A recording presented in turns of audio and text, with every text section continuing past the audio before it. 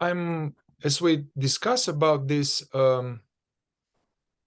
I guess it's a trap or a pitfall of modern day spirituality or non-duality or enlightenment teachings these days, as we find them in the East, in the West. The history seems like some people went and took this. They studied this with some Eastern masters. They went to India, they went to Tibet, and some of those people came back, and somehow there's a felt sense that there's taken out of the context somehow. There's as if these teachings in the West, in the East, they were like a big architectural solid structure with different levels, and then it seems like there was this tendency to just take the steeple or just cherry pick the finest aspect of the teaching, the last part, and to ignore everything else and say that this doesn't matter. And then we take that out of the context, and then we focus on it, and this creates problems. Like even like I started my path with the fourth way, Gurdjieff and Uspensky path, and this was very gradual there. In the context, they were saying that you cannot go from being asleep and false and full of lies and imaginings and patterns. You cannot go from here to awake. You cannot go from here to awake. You need to go to cleaning up a little bit and diminishing your lies and diminishing the patterns and becoming more authentic. So we cannot be from false to divine presence. And it has to be more like an intermediate step, like from false to more real, more authentic, more your authentic, natural thing. And from there, when it's more cleaned up from programs and all that, from there, then you go to awakening, Yeah. But it seems like here it's free for all. It's like, hey, it's apparently just happening now. It's here. There's nothing to do. So it creates problems. So the context, taking the context out, and I know you have thoughts about it. I have a lot of thoughts about that because I did that as a teacher. And I was actually, the way that I sold that to myself was that I was being more radical. And I spent time saying you can wake up out of the traditions and all this. Was there some truth to it? Because the traditions are just like anything, they're concepts. And once you see that that's what it is, you're not adhering to that, you're not attached to it or identified. But the problem was, as I became quote unquote more radical, quote, I was actually, what happened was my default context took over. My default context is stay safe, get love, repression. So that unconscious programming seemed to take over at about the same time that I was saying I was being radical by shifting out the context. There I went into my repression years. So I have evidence of this. This is not theory. Like I saw it happening when I kept dropping the context. Then here's what the repression was. And then I thought I was being radical, but then I went into repression, chronic pain, cancer. So, I mean, for me, it's really clear that that's there. So obviously I brought back context. We have because of that. Because if you don't have a context, you could just go back to your default state of stay safe, get love.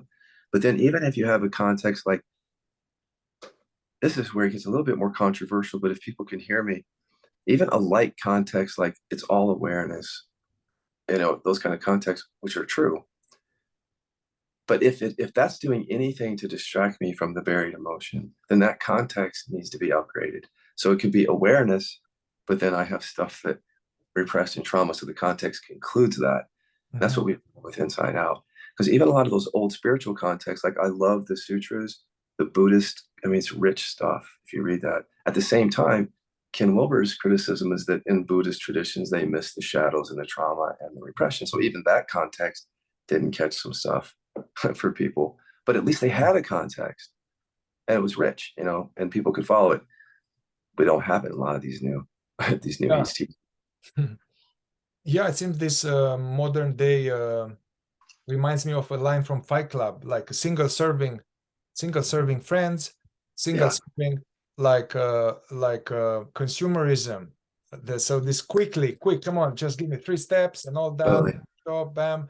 So this attitude of rushed efficiency, shallow, just touching on it.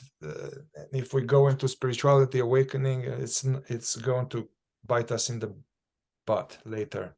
Yeah, what I found out is the be with what is actually safer than KI. So people might think, though, that's what I want to help people with. You might think that if you're just, because I heard people through the years, they would like leave some of the work that I was doing and they would say, man, I'm just going to be with what is, Scott, you know, this inquiry. I'm just going to sit here. And I didn't have the words to say, no, you're not. You're not really going to, because your system is going to take over there. It's going to keep you from feeling that stuff.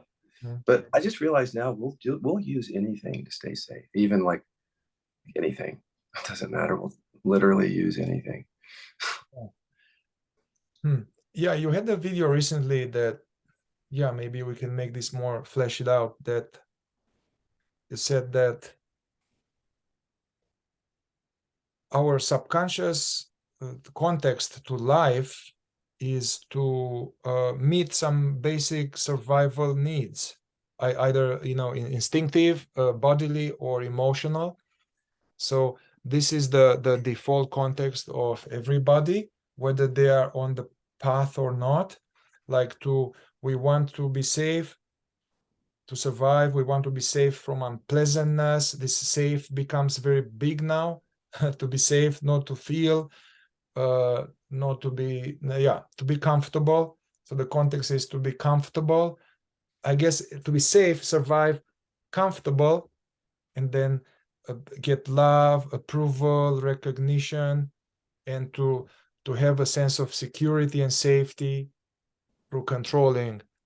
And so that's what the imaginary separate self is doing as a program, as a universal program. And so you were talking, you take it from here. You were talking that, okay, we're going spirituality and we talk about this deep stuff, but that context didn't change. And so, yeah, what to do because otherwise we are in a warfare now. We are going in some directions where they want us to feel and allow. It's almost like our bottom is stretched between 2 boats, as they say in Romanian. So it's really uncomfortable. Yeah, you mean between two invitations, like one is to Yeah. process, is to One is to whatever, maybe to transcend, to attain, to become, which in itself they are problematic if you look at it like this. And the context of comfort, safety. Yeah. You know what helps me, I think, is just the middle way, just the feeling of that or the resonance with that, because any kind of extreme views bring suffering, and they say in the middle way. So if I take an extreme view that all I need to do is recognize awareness and I don't have to deal with any of the human stuff, that's a pretty extreme view. There's going to be suffering with it, probably. But if I go to this other end and I'm just going to ignore awareness, that's not important. I'm just going to process my stuff, which could be coming from ego, not wanting to get rid of stuff.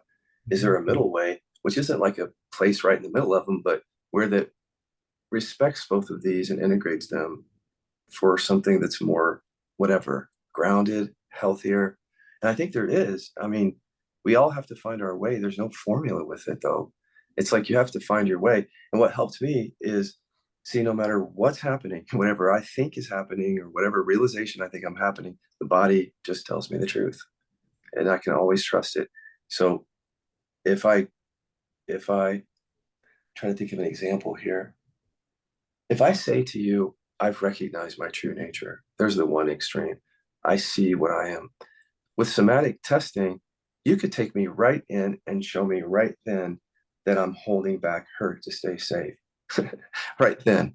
So if you're earnest and you see that, at some point, the middle way comes in.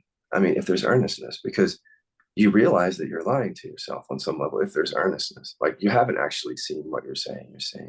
You've had some experience or some shift, but it hasn't really been embodied, hasn't been integrated. So how do you integrate it? You have to actually go back and clean up your stuff. You can't just rest as awareness. It's both, it seems. And I think that's maybe the problem, is we thought it was one or the other. We've talked about this before, but Yeah. the extremes. Yeah, so I like it. It's like almost upgrade or different interpretation on Buddha's the middle way. And remember I don't know how it went, but the story was that Buddha was doing ascetic practices and self-denial and like fasting and hardcore self-denial of the body to follow some teachings in order to liberate, this liberation from suffering.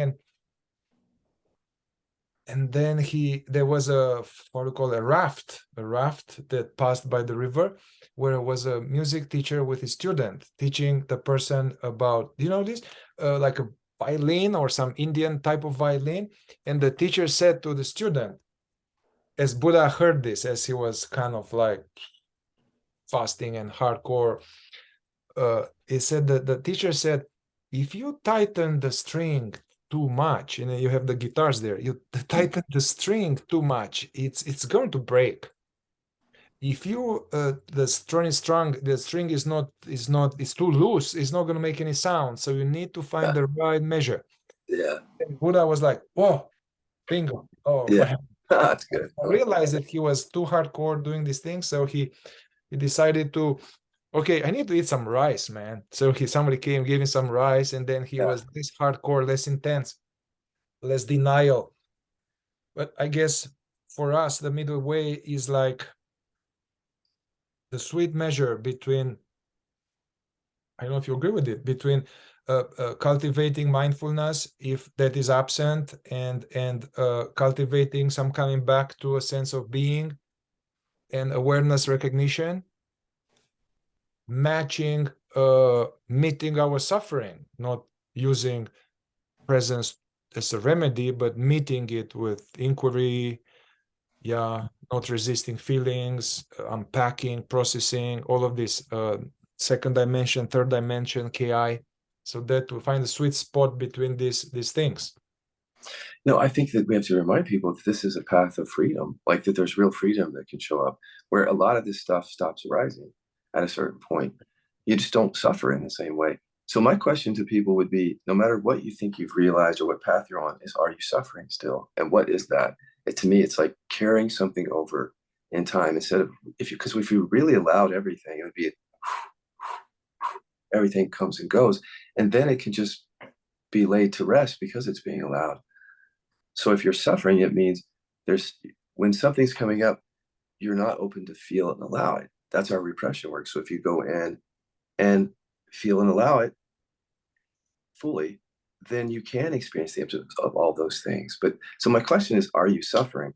Because through the years, people could point me, as a teacher could point me and say, okay, for example, do you see the inside and outside are one? Yeah, I've seen it, but that's not relevant because when I go back to my husband, if I'm still suffering, there's something that I'm not opening to. And I have to pay attention to that. I can't just pay attention to the fact that I've had a nice experience here where I've seen something. The rubber has to meet the road in all those areas.